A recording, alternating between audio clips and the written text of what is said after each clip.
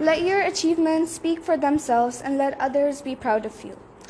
یہ بات تب کی ہے جب کووڈ-19 تھا اور ہم سب لاک ڈاؤن میں تھے. میں گھر میں تھی اور میں زوم کلاسز گھر سے لے رہی تھی. تو بیکن ہاؤس اسکول سسٹم نے ایک کمپٹیشن رکھا تھا جس کا ٹاپک تھا جس میں ہم نے ڈاکیومنٹری بنانی تھی ماس پولوشن. تو بیسکلی انہوں نے یہ اناؤنس کیا تھا 1 مہینہ پہلے اور پورے پاکستان میں اناؤنس کیا تھا جتنے بھی اسکول سسٹمز تھے, اور ہمارے اسکول نے بھی اس میں پارٹیسپیٹ کیا تھا. تو سارے جتنے بھی پارٹیسپینٹس تھے انہوں نے اپنی ویڈیوز بنا لی تھی, اور جب ہمارے سیکشن کی وی پی نے ہمارے ٹیچر سے ویڈیوز مانگی تو تب میرے ٹیچر کو یاد آیا کہ انہوں نے تو مجھے بتایا ہی نہیں ہے. تو پھر لیکن تب بھی وہ ایک دن تھا اور سبمیشن ڈیٹ صرف رات کو 12 بجے تھی, اور میرے پاس صرف کچھ گھنٹے تھے جس میں میں نے اپنی ڈاکیومنٹری تیار کرنی تھی. لیکن میں نے اسی وقت اپنی ریسرچ سٹارٹ کر دی. میں نے ماس پولوشن پہ پھر ویڈیو بھی بنائی. اس میں کافی لوپس تھے اور ایسی جگہ تھی جن میں کافی ایڈیٹنگ کی ضرورت تھی, لیکن کیونکہ ٹائم بہت کم تھا تو جتنی ہو سکتی تھی وہ میں نے کی.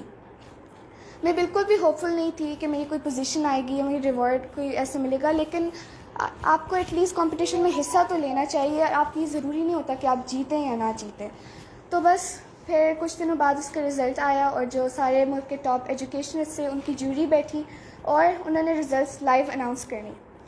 تو جب میری ماما نے کہا کہ آپ اپنے ہوپ فل تو نہیں ہے کہ میری کوئی پوزیشن آئے گی, لیکن میرے اسکول کے اور پارٹیسپینٹس بھی تھے تو ہم ان کی پوزیشنز دیکھنے کے لیے ہم نے بھی وہ لائیو دیکھا.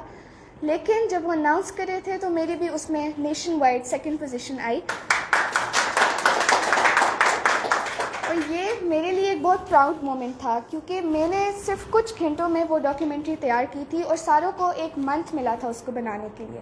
تو آئی تھنک کہ میری یہ نہیں تھا کہ میری فرسٹ پوزیشن نہیں ہے یا نہیں, میری 2nd پوزیشن آئی تھی. میں بہت پراؤڈ فیل کر رہی تھی, اور ایسے ہی اس بات نے مجھے کافی انکریج کیا کہ میں آگے بھی ایسے کمپٹیشنز میں حصہ لوں. اور دوسری بات یہ تھی, جیسے کہ میں نے اپنی پچھلی اسپیچ میں بھی بتایا تھا کہ مجھے یوٹیوبنگ کرنے کا بہت شوق تھا. میرا یوٹیوب چینل تھا جو میں نے 3rd کلاس میں اسٹارٹ کیا تھا, اور یوٹیوب کی ایک پالیسی ہے کہ اگر ہمارے ودن 1 ایئر 1000+ سبسکرائبرز ہو جاتے ہیں اور 4000+ واچ ٹائم آورز ہو جاتے ہیں تو ہمارا چینل جو ہے وہ مانیٹائز ہو جاتا ہے. تو میرا بھی ودن 1 ایئر دونوں چیزیں کمپلیٹ ہوئی, میرا چینل مانیٹائز ہو گیا تھا اور میری ارننگ بھی سٹارٹ ہو گئی تھی. تو یہ بھی میرے لیے ایک بہت پراؤڈ مومنٹ تھا کیونکہ چیک اینڈ بیلنس میری فیملی میرے اوپر رکھتی تھی, لیکن ساری ویڈیوز میں خود ہی اپلوڈ کرتی تھی, خود ہی فلم کرتی تھی, اور آئیڈیاز بھی میرے پاس خود ہی آتے تھے. تو یہ تھے کچھ مائل سٹونز جو میں نے اپنی زندگی میں اچیو کیے تھے, اور انشاءاللہ آگے بھی اچیو کرتی رہوں گی. زندگی میں بھی اچیو کروں گی اور انشاءاللہ اسکول لائف میں بھی اچیو کروں گی. Thank you so much.